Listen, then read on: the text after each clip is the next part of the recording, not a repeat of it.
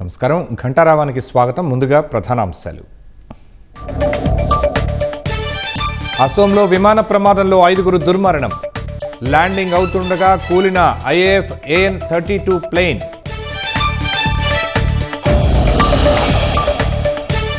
Steel plant ఘటనలో 10కి చేరిన మృతుల సంఖ్య. చికిత్స పొందుతూ మరణించిన కార్మికుడు సూరిబాబు.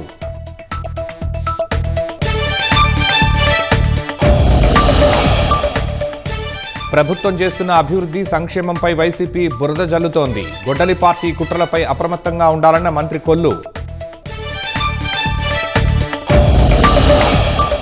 ప్రవేశ పరీక్షల్లో అవకతవకలపై దేశవ్యాప్త ఆందోళనలు. ఈ నెల 17 నుంచి నిర్వహిస్తామని కాంగ్రెస్ పిలుపు.